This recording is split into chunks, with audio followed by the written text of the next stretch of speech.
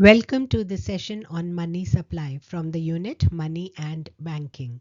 I'm Tejinder Khosla and I've been teaching economics for more than 30 years.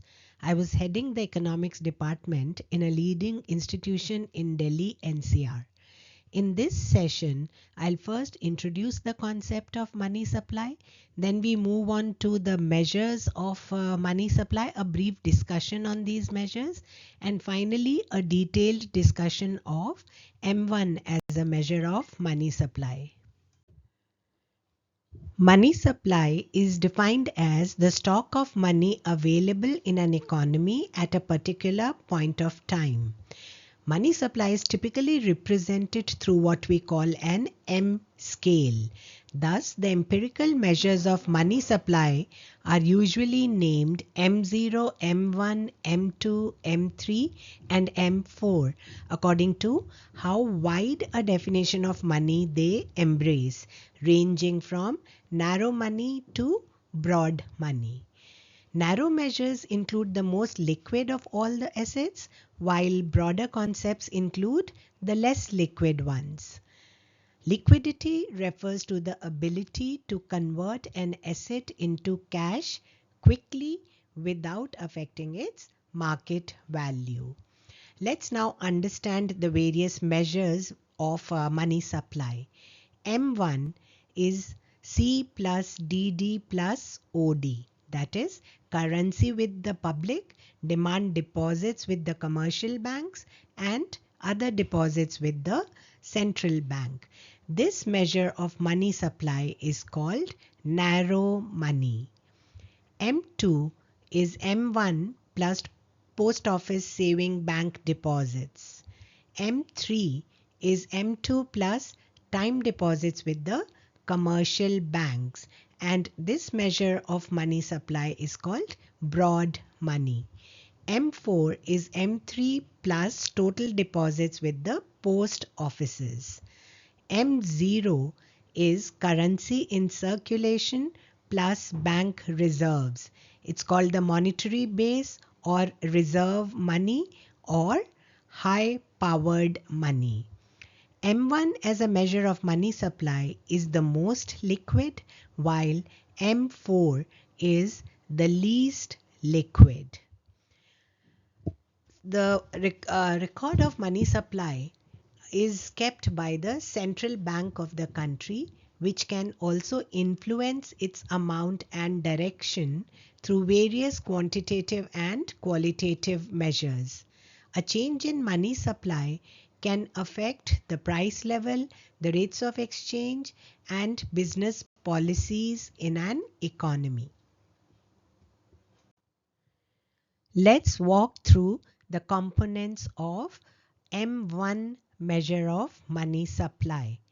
As we know, M1 is C plus DD plus OD, where C is the currency held by the public, DD are the demand deposits held by the commercial banks, and OD are the other deposits held by the central bank of the country. The first component, that is currency held by the public, consists of paper notes and coins.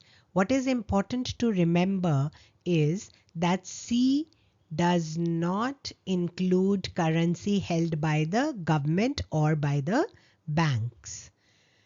DD, the demand deposits with the commercial banks, are the deposits which can be withdrawn on demand from the bank. That is, they can be withdrawn at any time from the bank. They are transferable by checks in the settlement of debts, and in fact they form a very large part of M1 as a measure of money supply. So for example, current account and saving bank accounts come under the second component of M1.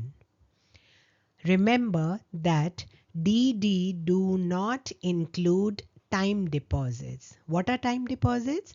Time deposits are not payable on demand and can be withdrawn only after a stipulated period of time.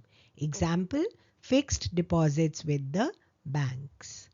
The third component, OD, are the deposits with the central bank, and they include the deposits held by the central bank on behalf of financial institutions like IDBI, foreign central banks, foreign governments, International Monetary Fund, and the World Bank.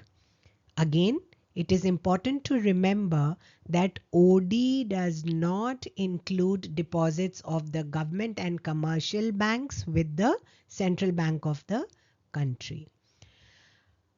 Another important thing to remember is that OD forms a very small proportion of M1, and therefore it does not have a significant role to play in the monetary policy of a country.